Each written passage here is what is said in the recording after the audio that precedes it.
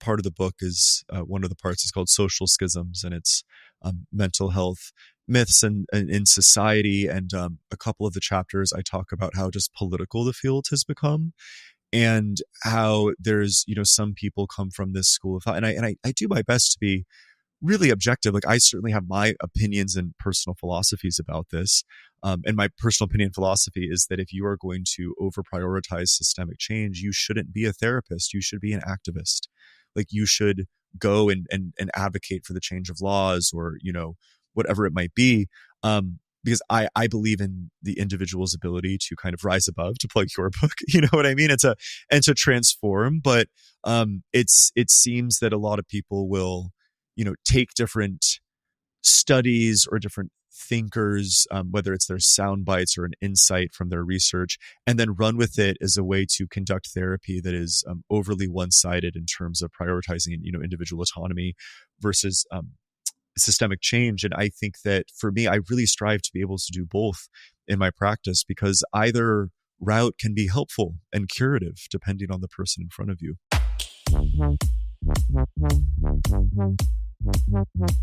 Hello, and welcome to the Psychology Podcast, where we explore the depths of human potential. Today we have Joe Nucci on the show. Joe is a psychotherapist and writer whose content contextualizes mental health misinformation, pop psychology facts and fallacies, and culturally misconstrued ideas. In addition to having a large Instagram following, he is author of the new book, Psychobabble, Viral Mental Health Myths and the Truths to Set You Free.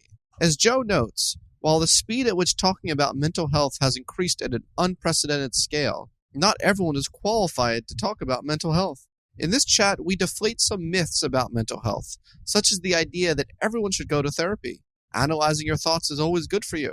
Hurt people hurt people. Your ex is definitely a narcissist, and mindfulness is good for everyone. We also touch on some heavier issues, such as the idea that everyone has trauma and that everyone is neurodivergent. This was not only a fun chat, but I think also an important one, as so much misinformation is propagated on social media, and Joe is here to set you straight.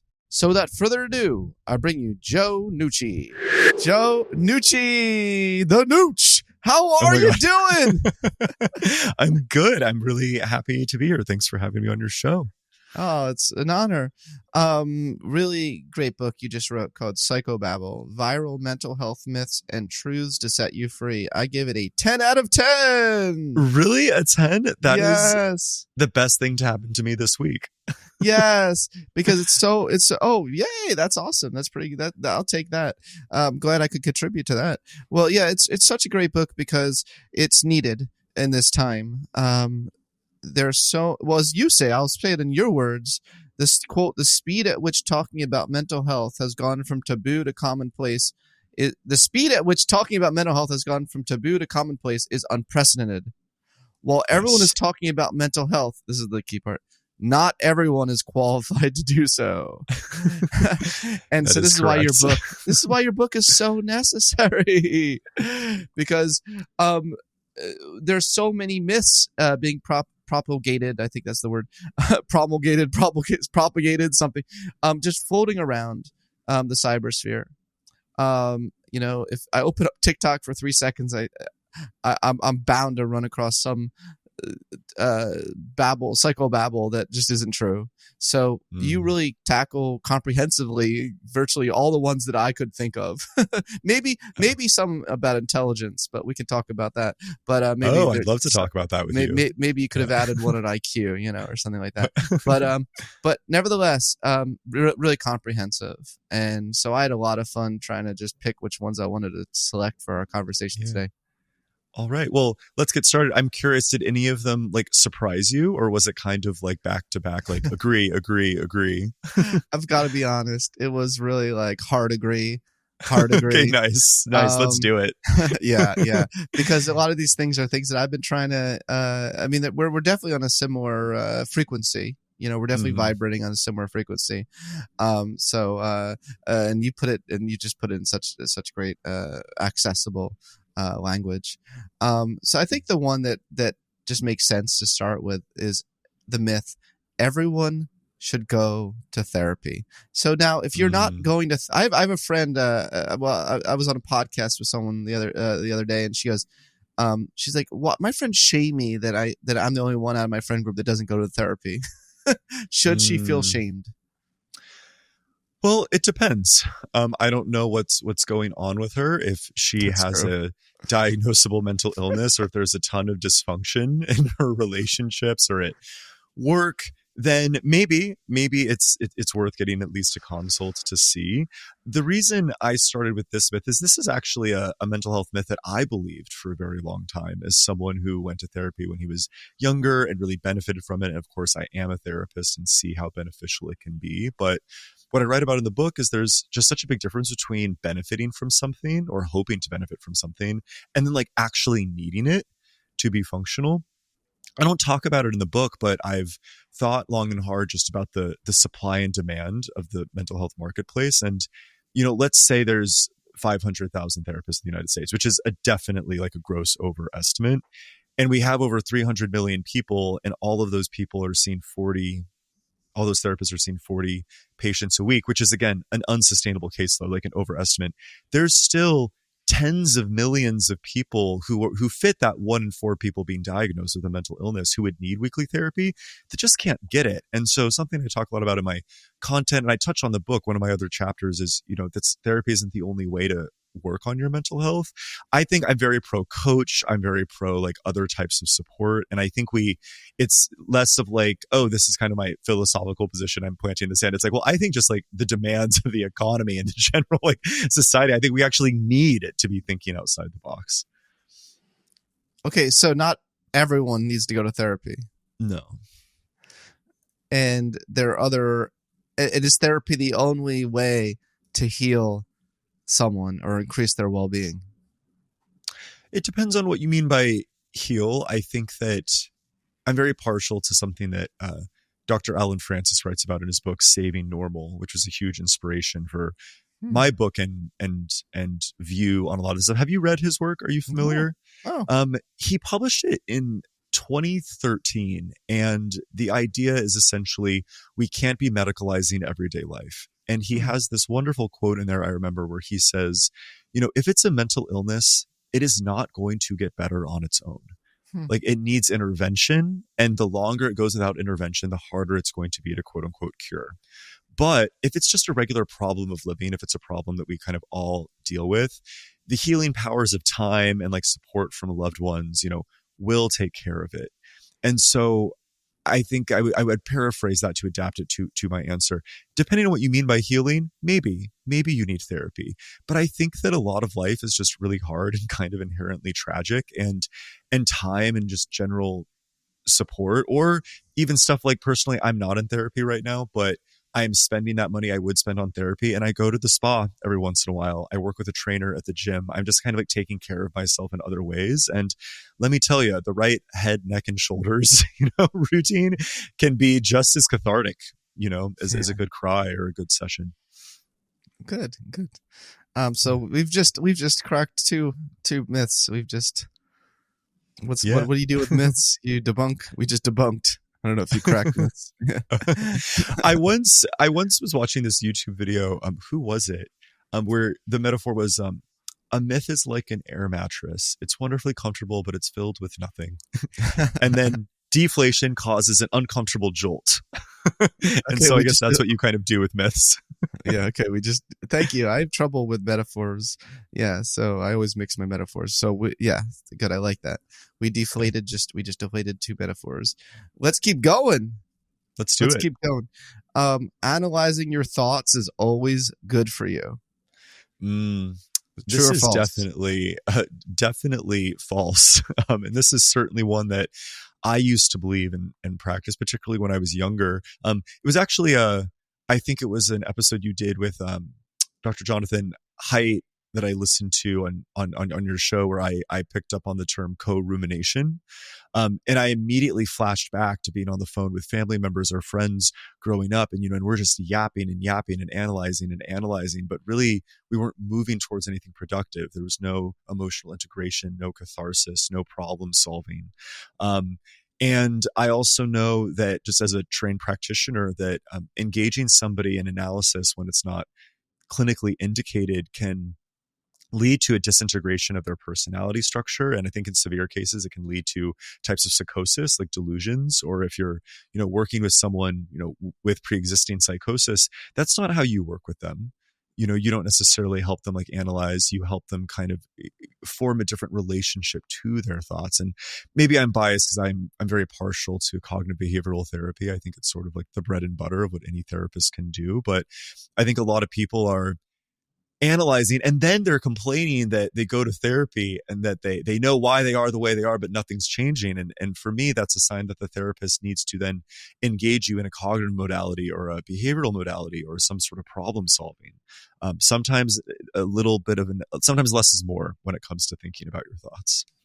Can you say that last line again? Sorry. Yeah. Well, sometimes less is more when it comes to thinking about your thoughts. Yeah. And I think there's this, it's maybe not fully appreciated how it could be detrimental to your mental health to every single therapy session ruminating about this one thing that happened to you when you were 3. Sure.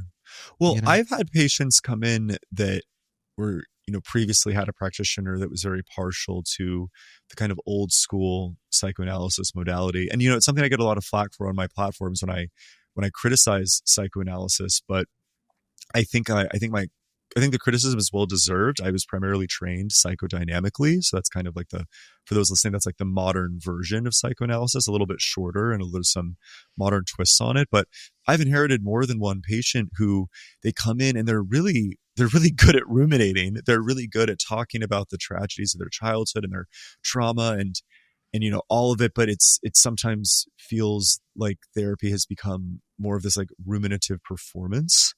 And when I gently and compassionately and sensitively try to move them out of that, they give me this look, well, that's not what this is for. And I always have to wonder to myself, it's like, well, what do you think it's for? Because I think it's to help you get better, and even though they're often reluctant, they often do. And it's often because we actually move out of the thinking about their thoughts and analyzing their thoughts so much. Wait, what do they say it's for? Yeah. Well, it kind of depends on where they're at in the stages of change, right? And so some people, if they're in that contemplation stage, which means that they're aware that a change can occur, but they're not really ready to take action yet, it can manifest as all sorts of different things. Sometimes people are a little bit rebellious and it's a little bit like, don't tell me what to do, even though that's not what I'm doing.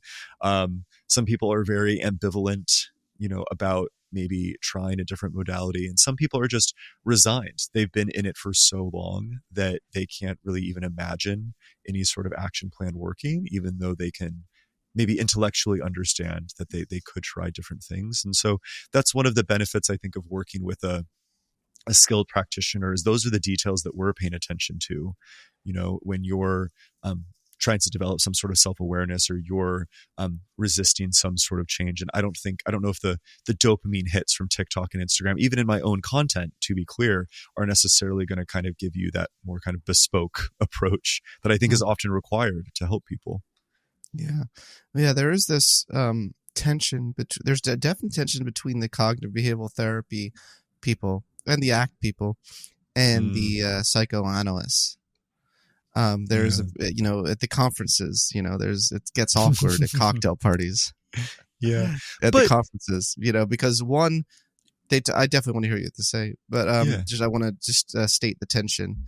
A lot of people on the psychoanalytic or psychodynamic approach feel like there's great value in talking about your relationship to your mother, and there's great value in talking about your early childhood experiences. And a lot of especially the mindful CBT approach, which I'm a big fan of. Big shout out to Seth Gillihan, my boy. He his approach has really changed my life, but it's very present focused. It's very present focused.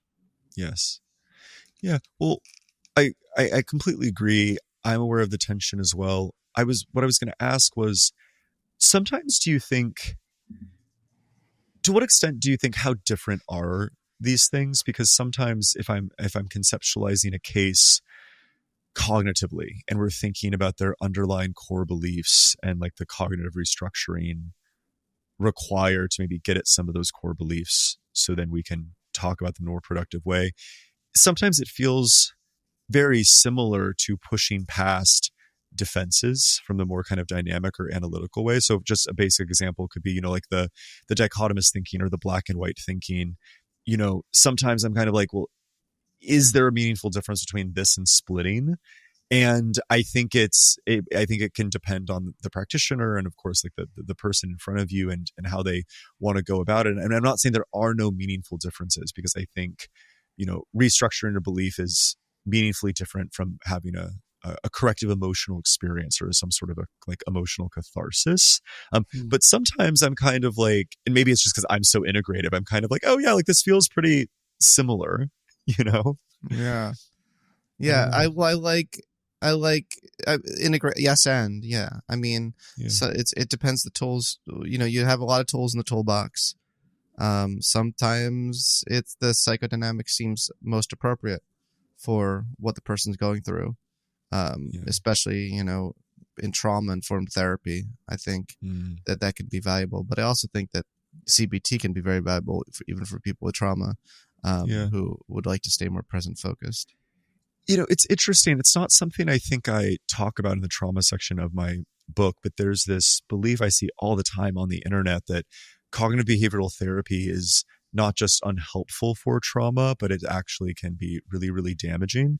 And as someone who's certified in cognitive processing therapy and administers it with fair regularity, I just don't get it. I mean, I think, bad therapy is bad therapy and good therapy is good therapy, but I'm always fascinated to see these posts that's like CBT is essentially gaslighting, or, cognitive therapy can't work if you have, complex PTSD. And I don't have the anecdotal evidence for that personally. Yeah, I wouldn't know. I also don't like making absolute statements. Yeah. So sure. Yeah. So that makes sense. So expressing your feelings is always valid. I feel like that's something that a lot of young people are being taught right now, quite frankly, Joe. Yeah. Well, I had on my show, are you familiar with Dr. Darby Saxby at the University of Southern California? No. She's great. She's a clinical psychologist in one of their departments there. She had this wonderful op-ed, which is how I discovered her, in the New York Times, that was titled, "This is Not How You Help Teen Depression."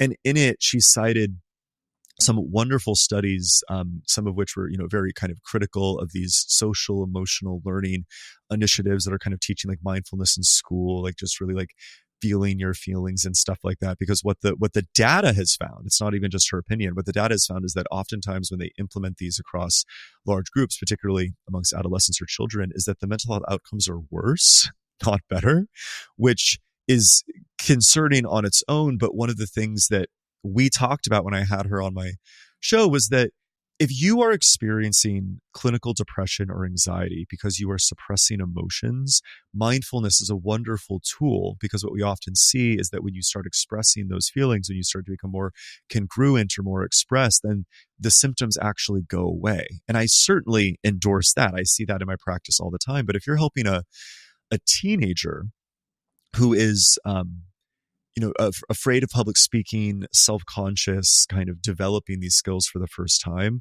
maybe what they don't need is to really breathe into all of their, social anxiety and feel it to its depths. Maybe they need to learn how to kind of adaptively suppress it and go and experience the positive reinforcement of, oh, that actually wasn't that bad. I got up in front of my class and that was good. And so that's really the spirit of what this chapter was written about, because people talk about how feelings are always valid, and they are, in the sense that all feelings are understandable, but expressing them and acting on them, well, the only person that has that deal is an infant. And the last I checked, no one thought that infants were very, emotionally intelligent in any meaningful sense of the word. Oh man, there's a Saturday Night Live skit. I need to find it and send you the clip where it's like a trauma support group, and the guy running the support group is like, just so everyone knows, all feelings are valid. And like, and like the one, person talks about, this their horrible childhood, and this other guy is like, I can't stand it when people eat broccoli around me. Oh my And God. I have trauma over it. And anyway, he's like, it's just like, and the other people snicker, and the head guy running is like, do not snicker at Robert. All feelings here are valid. Anyway, I'll send it to you. I don't think please do. I forget what his thing was, but it was something trivial, but it wasn't, broccoli. But anyway, it's I pretty might fun. have some traumatic experiences around broccoli myself. My parents were no joke around the dinner table. There was none of this "I'm not eating my vegetables" BS happening in the Nucci household. Fair enough. Well, that's valid. That's valid. It is valid. Oh boy, this is a big one. Okay, we kind of got the easy peasy ones out of the way. Let's dive into let's dive in. Yeah. So there's an expression, hurt people. And I mean, anecdotally, I think there are a lot of hurt people, but anecdotally, I also see a lot of hurt people who are some of the most empathetic people on this planet. And so it seems like too blanket a statement, even if it is true in some cases. What are your thoughts?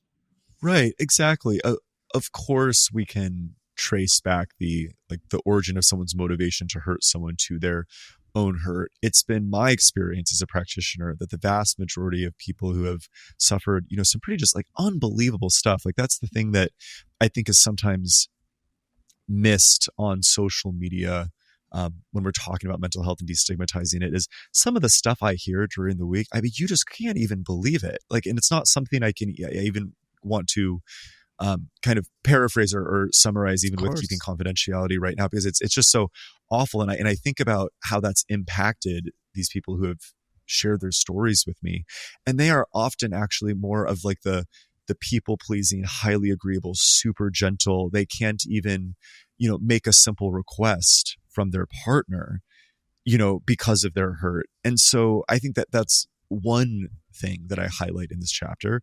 But then there's this other thing where I think a lot of times people use this blanket phrase, hurt people, to actually stay in unhealthy or unstable relationships, to accept treatment that they know they don't deserve, because they're so empathetic that they understand, oh, well, this isn't personal. This is because of their childhood, or this person's having a hard time at home, or whatever it might be. And I don't actually think that's good for the person committing the hurt, or for you either. And that's why I think the myth needs to be held up to scrutiny. I think if I could upgrade it, I might say something like, hurt people who do not process their hurt in an adaptive way, or who have an undiagnosed mental health concern, might hurt people.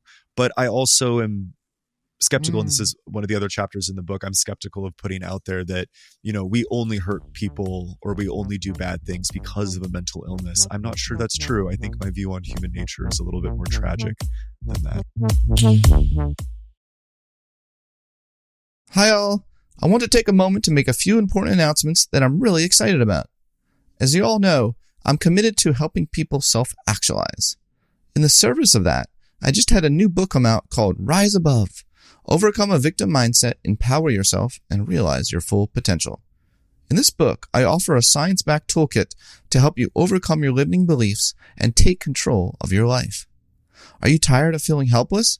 This book will offer you hope, not by identifying with the worst things that have happened to you, but by empowering you to tap into the best that is within you. Rise Above is available wherever you get your books. Are you a personal coach looking to take your coaching to the next level? I'm also excited to tell you that our Foundations of Self-Actualization Coaching 3-day immersive experience for coaches is back by popular demand. Foundations of Self-Actualization Coaching is a course offered to enhance your coaching practice by offering you evidence-based tools and insights to equip you to more effectively help your clients unlock their unique creative potential. You can learn more about the course and register by going to centerforhumanpotential.com/SAC. That's centerforhumanpotential.com/SAC. Okay, now back to the show. I appreciate your perspective very, very much. And I'm just going to add that we kind of, in that equation, we kind of absolve the person of responsibility for being an asshole, because, I mean, assholes hurt people. It's almost like, I'm trying to articulate my point, but the hurt people thing, it's like it also absolves them of the responsibility. A lot of hurt people may feel justified to hurt others because they're like, well, I've been hurt, so therefore it offers justification.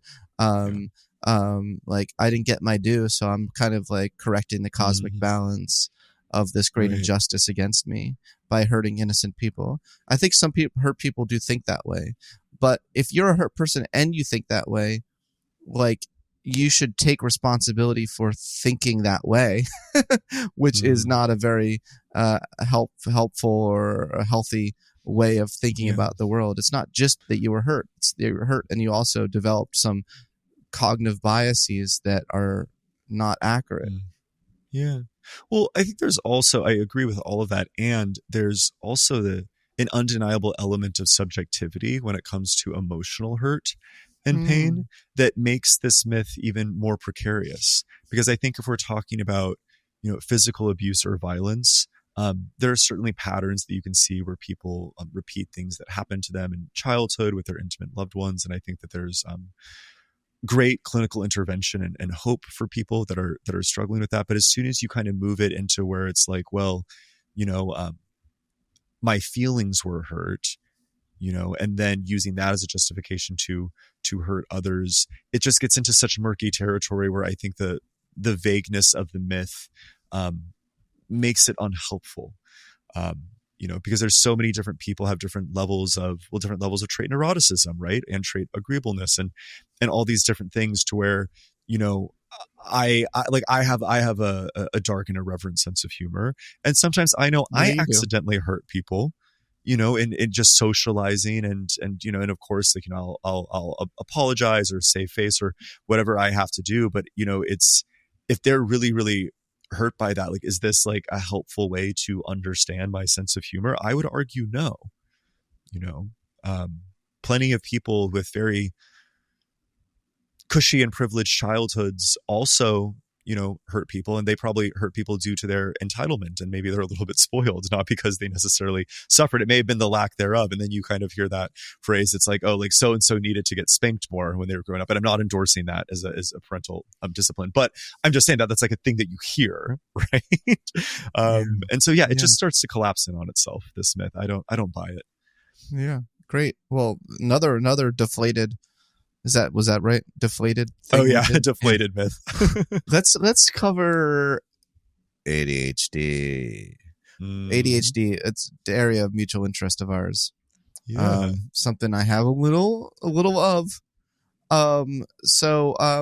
But I think a lot of people say they're ADHD if they just have trouble focusing, or you see a lot of just flippant comments, like not just with ADHD, also with OCD, right? It's like, oh, I'm so OCD, because I'm acting a certain way.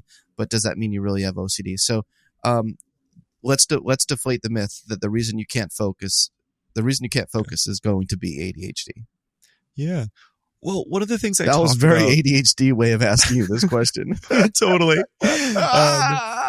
Well, one of the things I talk about in the book is I go through like a very brief historical analysis of just different time periods. And it's like, are we really going to sit here and say that, before the internet, everyone, was super focused and nothing, distracted us? Are we going to really believe that, in medieval times, when monks are learning how to meditate, however many decades or hundreds of years ago, like pick your period in time history. I mean, did Michelangelo never once falter, in all of these projects? And I just think the obvious answer to me is, of course, this has been a timeless problem. Like philosophers and poets and writers have all mused about this. And it just seems to me that this is such a great example of medicalizing everyday experience. And I don't know if I talk about it in this chapter in general, but I do think it's worthwhile to just bring up capitalism here, because I think a lot of us, in a capitalistic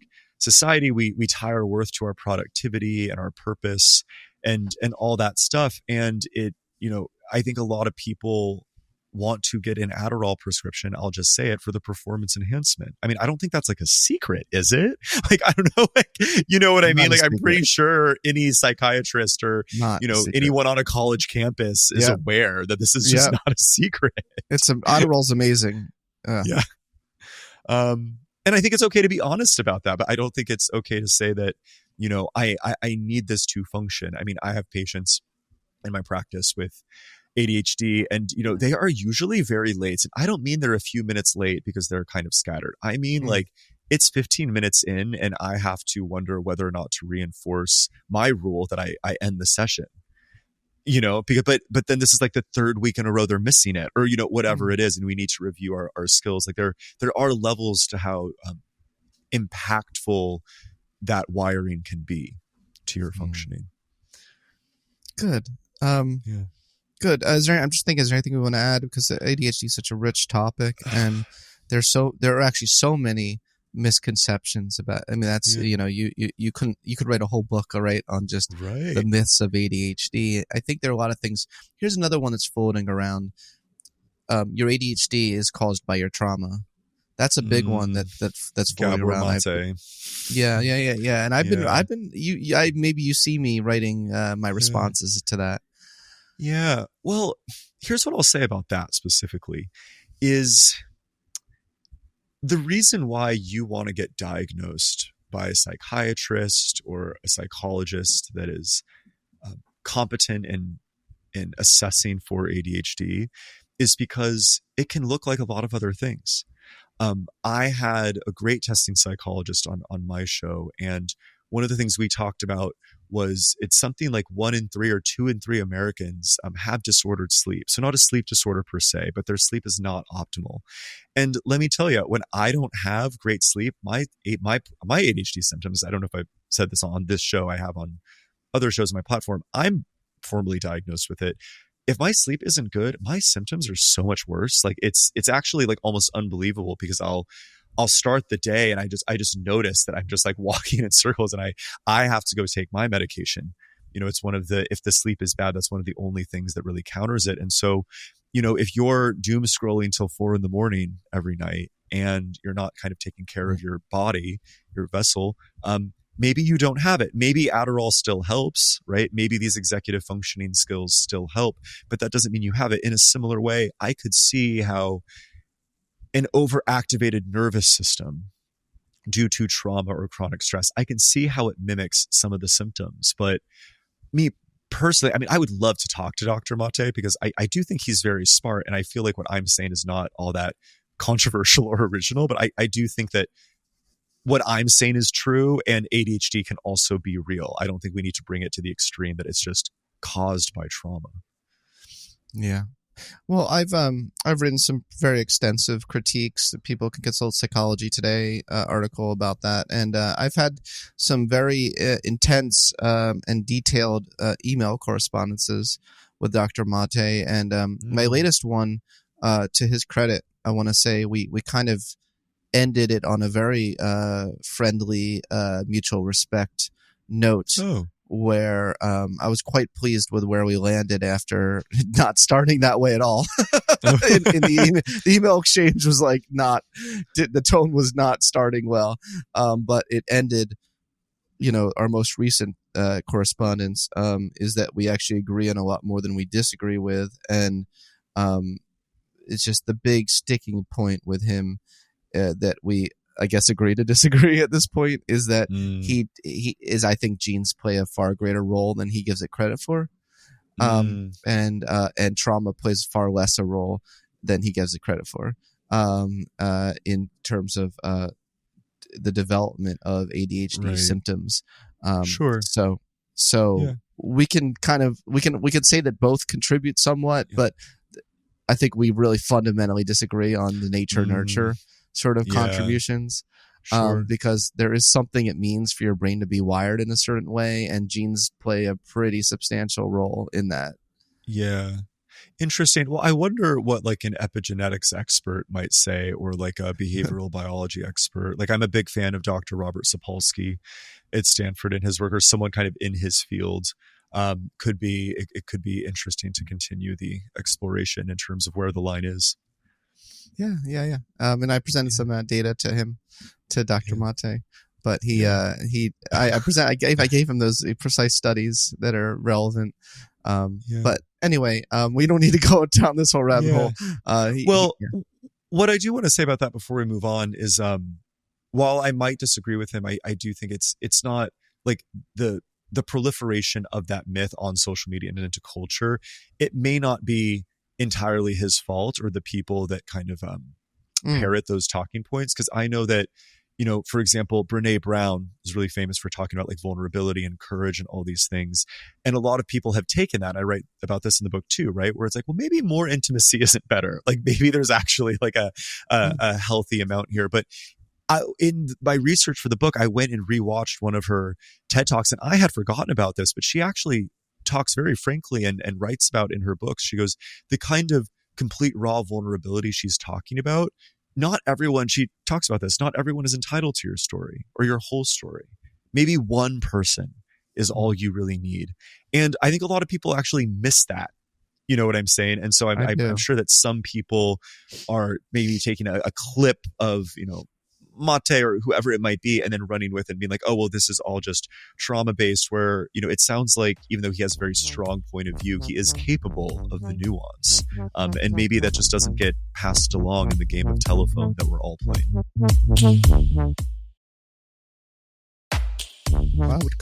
I would very much agree. A lot of his ideas get incredibly simplified and taken out of context to serve people's personal agendas. And same thing with Brene Brown. I write about that in my book, Rise Above. You see in the introduction, I talk about we have a culture of vulnerability on steroids, and you can't blame that on Brene Brown. But, you can kind of blame it on a lot of people on the internet. Right. Totally. An en masse group of nameless people on the internet, we can kind of blame it on them. Totally. Yeah. Well, people do take, there are scientists who try to be objective, who try to publish in journals and then get peer reviewed. But there's a whole other world where people in the general public and on social media are cherry picking scientific findings to serve their activist agenda or to serve to confirm their own personal viewpoint or ideology. And you see that a lot. And that's unfortunate because the truth is often all this. I'm not saying this. I'm more saying this to my audience. Yeah. The truth is often way more gray than black and white. Yeah. Well, it's something I write about in part of the book is one of the parts is called Social Schisms, and it's mental health myths and in society. And a couple of the chapters I talk about how just political the field has become, how there's some people come from this school of thought, and I do my best to be really objective. Like I certainly have my opinions and personal philosophies about this. And my personal opinion philosophy is that if you are going to over prioritize systemic change, you shouldn't be a therapist. You should be an activist. Like you should go and advocate for the change of laws or, whatever it might be. Because I believe in the individual's ability to kind of rise above, to plug your book, you know what I mean? And to transform. But it seems that a lot of people will, take different studies or different thinkers, whether it's their sound bites or an insight from their research, and then run with it as a way to conduct therapy that is overly one-sided in terms of prioritizing, individual autonomy versus systemic change. And I think that for me, I really strive to be able to do both in my practice, because either route can be helpful and curative depending on the person in front of you. Yeah, you're a very interesting presence in the public therapist realm because as well as a private therapist realm, because I actually don't know what your politics are. You keep me on my toes. You say one thing and then I think, oh yeah, Joe's like totally libertarian, and then you'll say something else and I'll be like, oh my God, that was a woke thing for Joe to say. Basically, you mix it up. Like 1 second you're talking about how we're over systematized, we're focused too much on systems, and then the next breath you're saying critique of capitalism. So I'm like, what are you, Joe? And that's okay. I like to be the same way. So I get you. I see you. that vibe. I like it. But do you have critiques? Given all that, do you have critiques of the wokeization of therapy training that's going on right now? Yeah, absolutely. One of the textbooks that I cite in my book is a textbook called Counseling the Culturally Diverse by Drs. Su and Su. They were at Columbia. I don't know if they are anymore. I've never corresponded with them directly, although I would love to. But I know that in their textbook, they write about the superordinate nature of multicultural counseling. And multicultural counseling, by their definition, is, however you want to define it, very woke, very kind of postmodern, progressive, very systems change focused. And it's their words, not mine. The superordinate nature, as in this is more important than the other kind of clinical models and frameworks that we have. And I know that I have encountered colleagues both when I was in grad school and even after grad school where this is their primary theoretical orientation. This is how they treat people. And for me personally, I cannot see how they are a competent and well-rounded psychotherapist. I simply cannot see it. And I mean that with like the hope that if that's you, it might maybe it encourages you to seek some peer consultation or to kind of think about how you're conceptualizing cases, because the truth of the matter is, yes, of course systems matter, but at the end of the day, engaging someone in a systems change conversation when, number one, there are things they could do as an individual to improve their situation. And number two, it's not a systemic change that is going to happen in a timely fashion. I think that is a recipe for increased stress. And I think the increased stress will make their symptoms worse. Let me tell you a story just to kind of exemplify this. I've had more than one patient in my practice, and I think because I am so politically ambiguous, I do attract people you are politically ambiguous from all sorts of kind of backgrounds and belief systems.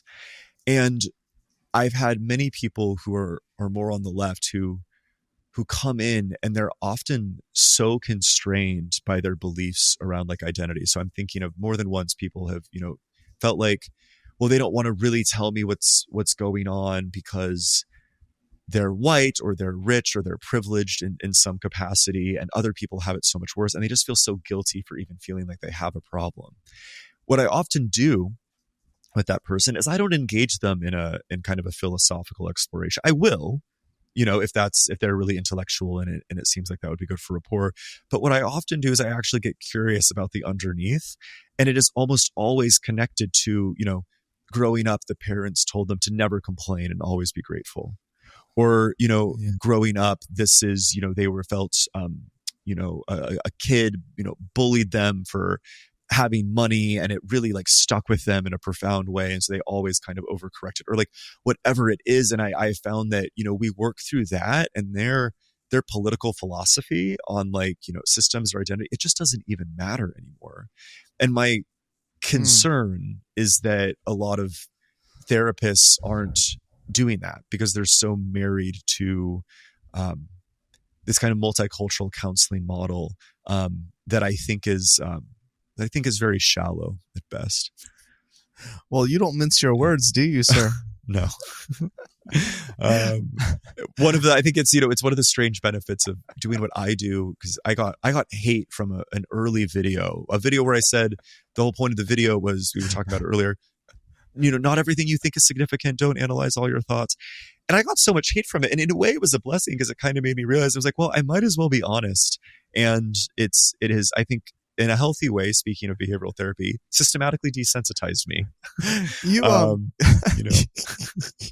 Fair enough. You crack me up. You say great things, but you also your delivery cracks me up sometimes on Instagram, because you have a little bit of this like this kind of like, of course, got to do it for the camera. You're a little bitchy sometimes. Do you know what I mean? And yeah, totally. And it's I mean, I see why you're so popular, first of all. I mean, congratulations on what you've built, on your following, because you're saying truthful things that are very science, evidence based, and but you have this sort of funny delivery. So anyway, let's move on to something no less controversial, but mindfulness. Mindfulness is, Mick mindfulness is also a thing. Mindfulness is important, but Mick mindfulness also exists, right? Like this kind of, I totally get it. Yeah. That you talked about capitalism earlier, right? Don't isn't there a connection between capitalism and the flourishing of mindfulness in the West? But probably. I mean, it's not something that I'm only like getting present to it for the first time in this moment, but I think that it's funny because 10, 20 years ago, people that preached mindfulness or meditation, it was like, you quack, like you hippie. And now if you talk to your doctor that you've been feeling off mentally, they're like, well, have you tried meditating? Like, it's just like the first thing that they slide your way. And what I talk about in the book is I say, look, mindfulness, to be clear, is such an important skill that if not everyone, most people could benefit to learn and practice and develop that muscle. I often think of mindfulness like a muscle, but it is not the correct intervention or skill for every situation. And when it comes to your mental health, I think it can actually be harmful. I talk about in the book a very early patient of mine. I actually facilitated the meditation perfectly because they got very settled in their body and out of their head, and they had a full-blown panic attack in front of me in the office. And I remember being so bewildered, but they didn't have the skills to navigate that baseline, which was panic and self-loathing and all these trauma responses and all this stuff. And so I think you have to be thoughtful, whether you're a therapist or whether you're seeking therapy, about what to do first and in what order. I'm assuming you're familiar with like DBT, dialectical behavioral therapy. Yeah, absolutely. Yeah. Wonderful modality. It's a skills-based modality. I'm a fan. I'm a fan too. Well, I'm such a fan that I when I was learning how to facilitate it, I remember reading my textbook and being like, wait, I can't believe I didn't know this. Like I was learning some helpful stuff. I felt the same way. I happened to see a therapist once, and I didn't know until later that they specialize, that their whole thing is like for people with borderline. And that wasn't my issue that I was presenting. But, so I accidentally stumbled into a borderline clinic, and they taught me, DBT to help me deal with some stress I was experiencing from just teaching at Columbia. And those techniques helped me with all my issues, even though they were the issues weren't borderline specific. Being able to help me, like be in wise mind when I'm, dealing with conflict, or I'm dealing with, difficult students. Totally. Well, that's the thing, that they don't tell you about DBT. It's not just for borderline personality disorder anymore. It's correct. I've never brought someone through it who didn't benefit from it. And the way I was taught was to do the distress tolerance skills before the mindfulness skills. And a lot of people aren't taught that way, and they don't facilitate it that way. But for any therapists who are listening, I think it's worth assessing your different cases on a case-by-case basis and just being curious, well, if I do the mindfulness skills first, do they have like a baseline where they can handle it? And not everyone does who's in therapy, and that's okay because they can learn to get there. Okay, so I want to just put to wrap up in a neat bow this myth we're talking about, so we're not all over the place. Mindfulness is good for everyone. False. Correct? False. It is. It can be good for you in certain situations, but kind of like we were talking about earlier, if the teenager that needs to practice public speaking, right? I would argue that might actually be the opposite of what the correct intervention or coaching technique is. It could actually make things worse, depending. Yeah. I'm glad you brought that up. I do assign my students a paper showing that for some people with who are still stuck in this unhealthy ruminative stage from traumas, mindfulness can actually can exacerbate certain mental issues. Sure. And we don't talk about that finding enough as we probably should. Yeah. Well, especially in the trauma conversation, right? Because it is a formal definition of PTSD. There's the avoidance of the stimuli, but you may also see like the rumination, or like they're seeking out the stimuli. And in that latter case, being super mindful might not be what's needed. It makes more sense if you're avoiding it because it's too triggering or too activating. So learning to be mindful, learning that the feeling will pass, that might make more sense. And so it's just another really great example of how a lot of times these sound bites aren't maybe as psychoeducational as we'd like them to be, because these nuances really matter. This isn't, find that I feel like I've been saying this a lot, on different podcasts and different stuff that I've been on. Like, I'm not doing this because I'm like, well, I'm a licensed therapist and I'm wagging my finger at you for not using this term like correctly. It's like, no, this has consequences for your mental health. Like, this is actually important to talk about. Absolutely. And a good therapist is aware of all this and may assign certain things for the client to work on, with the caveat, this doesn't work for everyone, and if it's not working, we'll move on to something else.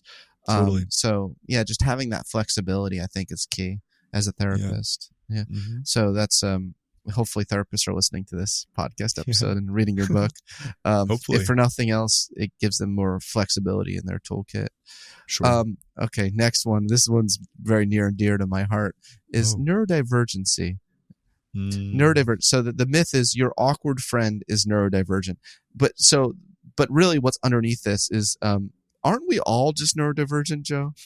Right. Well, you're familiar with this movement and also the literature maybe even more than I am. So I would love to know what you think. The thing that kind of tickles me about the neurodiversity movement is the idea is that we all have different nervous systems that we need to honor. And I'm kind of like, but didn't we know this before? I feel like, didn't I learn that like in high school? Like, you know what I mean? Like, it just doesn't seem to be the bold claim that a lot of people treat it as, but maybe I just got that lesson early and I was lucky. Like, I'm not sure. I mean, individual differences exist. Yeah. There are so many dimensions upon which we differ, but the key question on the table here is, are we all neurodivergent? And then it begs the question, like, what does it mean to be neurodivergent? And historically, it's tended to focus on a subset of individual differences, things like autism primarily, but then expanded to dyslexia and sort of like any kind of developmental disorder that you have. And it's expanded to then all mental illnesses. Mm-hmm. And then on TikTok, it's expanded to if you're just 13 years old. Yeah. Do you know what I mean? Like, a lot of teenagers, like almost all teenagers on TikTok identify as neurodivergent. Right. Well, I'll tell you a personal story. So when I was younger, I went through formal like psychological testing. And one of the things the testing psychologist found was, because I was probably like, I don't know what, like 10. I'd love to look at the results. I bet my mom still has them tucked away. This was kind of before everything was digitized, so it might be more difficult to locate. But the point is that, I wasn't diagnosed with anything at the time. But what he pointed to was that there were kind of asymmetries in my development. So there were certain cognitive capacities that were quite advanced for my age. But then it's like my athletic capacities were very underdeveloped. I had certain social capacities where it's funny because I think of myself as such a social person now, and like, very like, quote unquote emotionally intelligent and all this stuff. But like, I was awkward. Like, I was the kid that like read in the library during recess instead of playing with the other kids. You know what I mean? And I know what you mean. Oh, well, all that to say is that I think I was very lucky that I had this individual as a practitioner, because this psychologist, he didn't slap any diagnostic labels on me. He basically made the recommendation and said, look, this is where he's overdeveloped. This is where he's underdeveloped. This is the kind of schooling and kind of extra attention that I would recommend so he grows up to be balanced. And I do feel balanced as an adult. How unfortunate would it have been if at the time my parents interpreted this to mean that I have this condition or this disorder, and so let's just kind of fill in those gaps however we can. Let's like get him the accommodations and call it a day. My parents didn't take that approach, for better or for worse. They were just like, we are going to force you in sports until you are no longer physically awkward. And now it's like, I identify as an athletic person. You know what I mean? I can now hold my own. Now, at the time when I'm a teenager, I hated that. You know what I mean? Like, I didn't want to go, but I'm so glad that I did. And so when it comes to bring it back to this, the myths on neurodivergency, I bring up this story because I think when it comes to the teenagers and the kids, I think this is super dangerous because any developmental psychologist who has even read one textbook, understands that these things are not foregone conclusions. And yeah, I guess I just wanted to start with that. I would love to know what you think, because it is concerning, not just to see how many teenagers, and I actually have more sympathy for the teenagers because they're identity experimentation and they're trying on hats, but it's also these like parents that are kind of like, kind of claiming these labels. And, I mean, it'll get me into some trouble for saying it because I'm not a parent, but I'm kind of like, are you sure you know what you're doing? Well, your point is very well taken, and I really appreciate your perspective. It sounds like you're kind of making the argument that the label neurodiversity in itself we should hold very lightly, and maybe it's not even a very helpful label.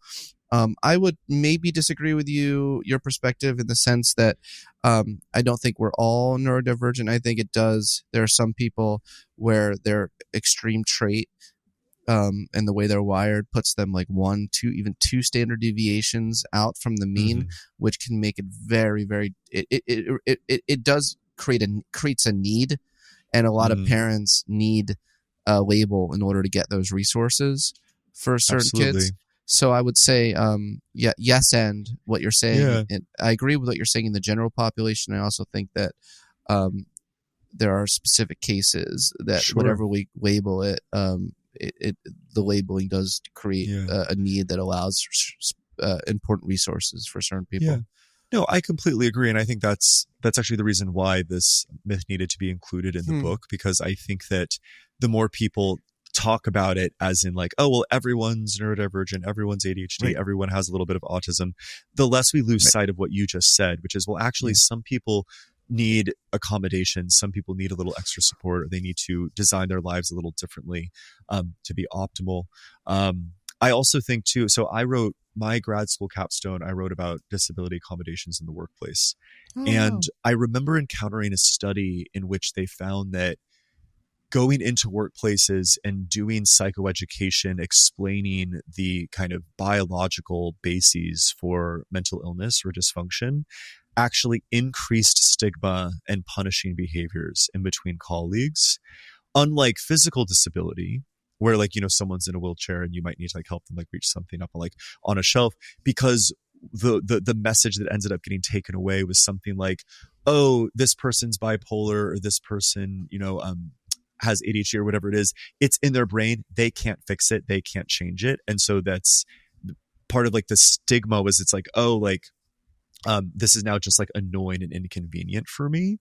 And so their recommendation was to focus less on that in the workplace and more on just like cooperation and team building and kind of those standard organizational psych principles, which I thought was very interesting. Like I wasn't expecting that to be the result, but I think it makes perfect sense. Applying that to the neurodiversity conversation, a lot of people I think can feel disempowered to try to get better or improve or just ask for the accommodations that they so clearly need. Very well said. I think we're definitely in agreement on that. Yeah. Well, this is the value of conversation, by the way. I think a lot of people will like in conversations these days, in politics especially, it's like, I disagree with you fundamentally, and then that they shut off from listening. The more I listen to you talk, the more I can calibrate and realize that we are very much on the same page. I just think there's great value in conversation. Totally. Oh, me too. And that's one of the things I love about being a therapist and having a platform is I'm talking all the time. And earlier you were acknowledging me for my boldness, let's say, but even though it's not always fun, and the emotions can feel intense on all sides of it and stuff, I do think that just being in the conversation and being honest and doing your best to articulate whatever your point of view is, I'm someone that believes in the truth. Like I it's one of my core beliefs, core principles, and I think that we'll all help each other get there one way or the other. Yeah, we could do our part to try to move in that direction. This is a big one because I constantly everyone's ex is a narcissist, right? Myth or not? Yeah. I think it's a myth. I think that I think that it's not to say, I think a lot of the awareness around narcissism is good because it's a real thing, and you encounter these people in your life. And here's the thing, even if we're just going to go on the strict like definition of like narcissistic personality disorder, it's still like what, like 1 in 50 or like whatever the prevalence is, like you're still going to meet someone like this. Yeah. Like in your life. Well, it's a continuum. It's really on a continuum though, like. Totally. Yeah. Yeah. There's I guess to say even in the most like kind of strictest criteria, you're still going to interact with somebody like this. So it's good that we know, but I take issue with, a lot of the advocacy that's happening on the internet about this, because to me it seems, and I don't say this in the book, but this is the conclusion I continue to arrive to. It seems that a lot of these pages that are dedicated to it are perfect. It's a perfect fertile breeding ground for a lot of vulnerable narcissism and just people who feel like they are always the victim of every single relationship. Look, here's the deal. Breakups are really tough, and a grandiose coping style, compared to an insecure one. So grandiose, for those who are listening, a grandiose person might react to relational stress and be like, well, I'm the best thing that's ever happened to them, and they would be so lucky, and I'm awesome, and I deserve better, and all this stuff. Like that does come across as quite narcissistic, and maybe it is, somewhere like on that spectrum, right? But it is just as normative as the insecure coping style, which is, well, I'm so unlovable, and I'm worthless, and I'll never meet someone, and like kind of like those thoughts as well. Like both of these reactions are normal. I don't think that we should be pathologizing either of them, because no one is at their best in a breakup. Or when a relationship starts to kind of die on the vine. And so one of the things I talk about in the book is that, if we're going to normalize this term, we have to talk about it like on the spectrum, like you said. And I think that we also have to make room for the perspectives that for some people, a narcissistic personality is a coping style. It's a response to low levels of self-worth. And I think in its more moderate to mild manifestations, I think it can be helped with therapy. And I think it can be helped with therapy because I think a lot of therapists have helped it. Like, I don't think that's a controversial thing to say, No, that's not controversial, though. You see a lot more vulnerable narcissists, or those who score high in vulnerable narcissism, on the couch than grandiose narcissists. Usually those with very high scores in grandiose narcissism end on the couch because their girlfriends force them to see a therapist. That's a quote from Keith Campbell, one of the world's leading narcissism researchers, said that to me. Right. He said, those who score very high in grandiose narcissism rarely seek out therapy because they see the problem as everyone else. Yeah. Well, it's something I mentioned in that chapter in the book, but I think the distinction of that maybe vulnerable narcissists are finding their way into therapy more. I don't know if that's talked about enough. And it's something that I think needs to be, because one of the difficult things about being a therapist is you're just going on what the person in front of you is saying. And most good therapists aren't, we're taking it all with a grain of salt. We're kind of trying to figure out, like the deeper dynamic here. But at the end of the day, that can be very difficult. And that's actually why I love working with couples, low key, like, cause it's just so nice to have both of them there and be like, that's not what happened, or that's not what you said. And you can just kind of get to the truth a little bit easier. Agreed. No, that makes complete sense, Joe. That makes complete sense.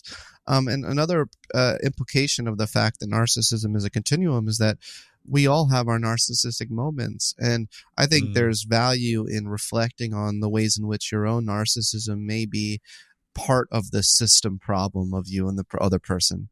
If you view it as like an interaction effect, as opposed to it's all my partner's fault and I'm an angel. Yeah.